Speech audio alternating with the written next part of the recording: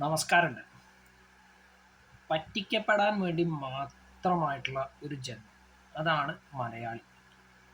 ആ പറ്റിക്കപ്പെടലിന് കാരണമാകുന്നതും ഏതെങ്കിലും ഒരു മലയാളിയായിരിക്കും എന്നതാണ് എൻ്റെ ഒരു കാഴ്ചപ്പാട്. പറഞ്ഞു വരുന്നത് പാതിവില തട്ടിപ്പ് എല്ലാവർക്കും അറിയാം.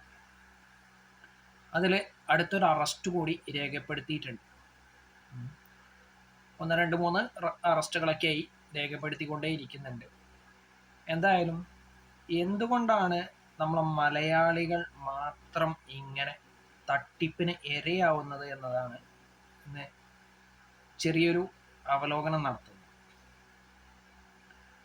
തടിമെരുങ്ങാണ്ട് കാശുണ്ടാക്കാൻ എങ്ങനെയൊക്കെ പറ്റുമോ അതിന് മാത്രം ശ്രമിക്കുന്ന ആളുകളെ കൂട്ടത്തിൽ പെടുന്നവനാണ് മലയാളി എന്ന് പറയുന്നത്.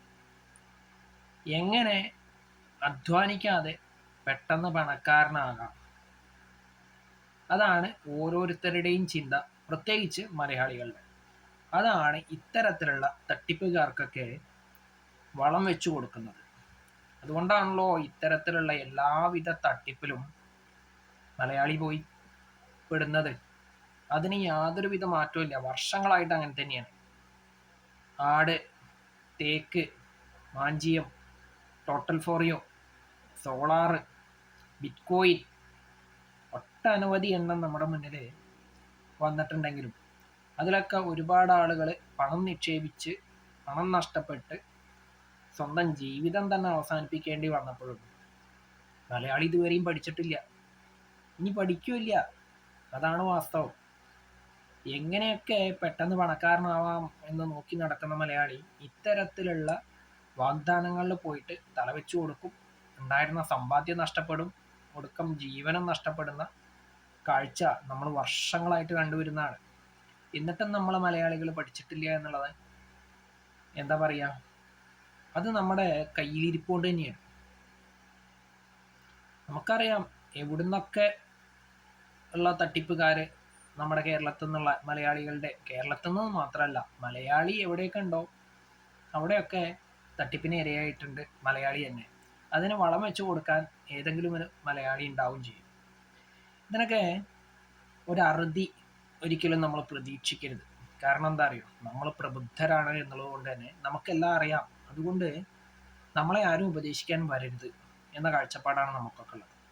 അതുകൊണ്ട് നമുക്ക് എപ്പോഴും ഇങ്ങനത്തെ തട്ടിപ്പിന് ഇരയായിക്കൊണ്ടിരിക്കാൻ മാത്രമാണ് വിധി എന്നാണ് ഞാൻ മനസ്സിലാക്കിയിട്ടുള്ളത്. ഈ തട്ടിപ്പുകാരുടെ ഒരു പ്രധാനപ്പെട്ട ലക്ഷ്യം പണം തന്നെയാണ് എന്നുള്ളത് എല്ലാവർക്കും അറിയാം. അതിനായിട്ട് അവർ ആദ്യം എന്ത് ചോദിച്ചാൽ, ഈ തട്ടിപ്പിൻ്റെ തുടക്കത്തിൽ എന്തെങ്കിലും ചെറുകിട തരികിട പരിപാടിയിലൂടെയൊക്കെ വാഗ്ദാനങ്ങളൊക്കെ നിറവേറ്റും.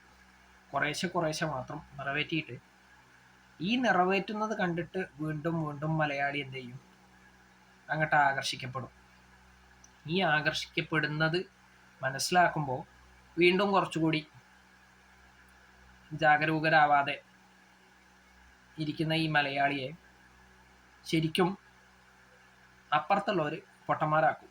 അല്ലെങ്കിൽ അതിനെ ആ ആളുകളെ സഹായിക്കുന്നത് ഏതെങ്കിലും ഒരു മലയാളി ഉണ്ടാവും. ഏതൊരു തട്ടിപ്പ് ആയാലും മലയാളി പെടുന്ന ഏതൊരു തട്ടിപ്പ് നമ്മൾ എടുത്ത് പരിശോധിച്ച് കഴിഞ്ഞാലും ആ തട്ടിപ്പിൻ്റെ ഏതെങ്കിലും ഒരു മൂലയ്ക്ക്, ഏതെങ്കിലും ഒരു കണ്ണിയായിട്ടൊരു മലയാളി തന്നെ ഉണ്ടായിരിക്കും എന്നുള്ളതാണ് വാസ്തവം.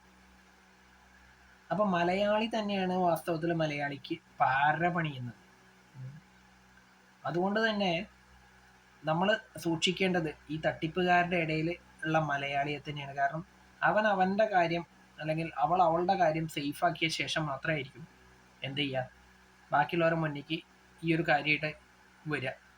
എന്നിട്ട് തട്ടിപ്പുകാർക്ക് വേണ്ട സൗകര്യമൊക്കെ ചെയ്തു കൊടുത്തിട്ട് അവരുടെ അടുത്തുനിന്നും കൂടി ചിലപ്പോൾ കമ്മീഷൻ മേടിച്ചിട്ട് അവരവരെ പാടും നോക്കിപ്പോകും. ഇതിന്മേക്ക് ചാടി ഇറങ്ങി പുറപ്പെട്ട ആളുകളുടെ പൈസയും പോവും, സമാധാനവും പോവും, മിക്കവാറൊക്കെ ജീവനും പോവും. കാരണം എന്താ വെച്ചാൽ ഈ തട്ടിപ്പിൽ കൊണ്ടുപോയി നിക്ഷേപിച്ച പണമൊന്നും തിരിച്ചിട്ടാൻ പോകണമെന്നില്ല.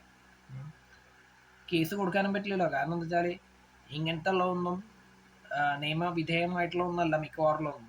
പിന്നെ പേരിന് കേസ് കൊടുക്കുക, കേസ് കൊടുത്ത് നഷ്ടപ്പെട്ട പണം തിരിച്ചു കിട്ടിയാൽ ഭാഗ്യം, അത്രേ പറയാൻ പറ്റുള്ളൂ. അല്ലാതെ അതിന് അധ്വാനം എന്നൊന്നും പറയാൻ പാടില്ല. നഷ്ടപ്പെട്ട പണമെങ്കിലും തിരിച്ചു കിട്ടിയാൽ അത് തന്നെ ഭാഗ്യം എന്ന് കരുതിയിട്ട് മിണ്ടാണ്ടിരിക്കാനേ പറ്റുള്ളൂ.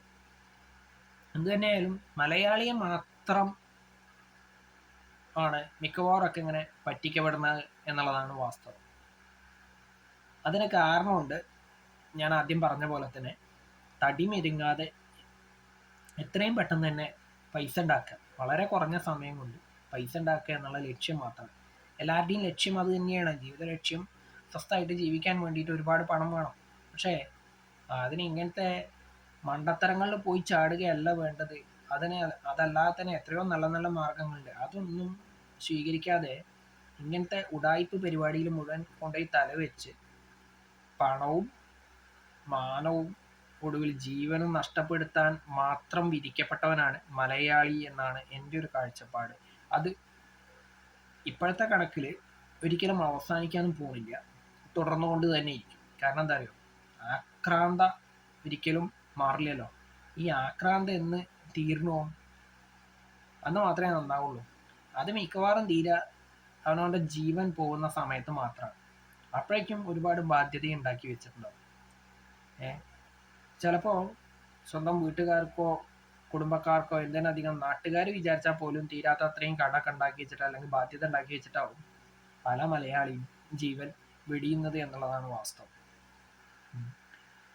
അതിന് കാരണമാവുന്നതും ഏതെങ്കിലും ഒരു മലയാളിയായിരിക്കും. അപ്പം എന്തായാലും ഇങ്ങനത്തെ തട്ടിപ്പുകളെ സൂക്ഷിക്കുക എന്ന് മാത്രമേ പറയാൻ പറ്റുള്ളൂ. ഇങ്ങനത്തേലൊന്നും പോയി തല വെച്ച് കൊടുക്കാണ്ടിരിക്കുക, ഉള്ള പണം നഷ്ടപ്പെടുത്താതെ സ്വന്തം ജീവനം നഷ്ടപ്പെടുത്താതെ ഇരിക്കാൻ മാത്രം ശ്രദ്ധിക്കുക എന്ന് മാത്രമേ ഈ അവസരത്തിൽ പറയാൻ പറ്റുള്ളൂ. ഇനി എങ്ങാനും ഇങ്ങനത്തെ കേസുകളൊക്കെ വന്നിട്ടുണ്ട് എന്നുണ്ടെങ്കിൽ അതിൽ പരമാവധി ആളുകളെ കണ്ടുപിടിച്ച് അവർക്കൊക്കെ മതിയായ കൃത്യമായിട്ടുള്ള ശിക്ഷ വാങ്ങിച്ചു കൊടുക്കാൻ വേണ്ടി ശ്രമിക്കണം. അത് എത്ര ഉന്നതനായാലും ശിക്ഷിക്കപ്പെടണം എന്നൊരാഗ്രഹം കൂടി എനിക്കുണ്ട്. അതിനായിട്ട് പറ്റിക്കപ്പെടുന്നവർ തന്നെ മുൻകൈയെടുത്ത് മുന്നോട്ട് വന്ന് പരിശ്രമിക്കുക. ബാക്കിയുള്ള പൊതുസമൂഹം അവരെ നല്ലവണ്ണം സപ്പോർട്ട് ചെയ്യുക, സഹകരിക്കുക. ഇങ്ങനെയുള്ള തട്ടിപ്പുകൾ ഇനിയും ആവർത്തിക്കാതെ ഇരിക്കട്ടെ എന്ന് മാത്രമേ ആശംസിക്കുന്നുള്ളൂ, അല്ലെങ്കിൽ ആഗ്രഹിക്കുന്നുള്ളൂ. അതിനുവേണ്ടി പരമാവധി നമ്മളെല്ലാവരും ശ്രദ്ധിക്കുക എന്ന് മാത്രം പറഞ്ഞുകൊണ്ട് അവസാനിപ്പിക്കും.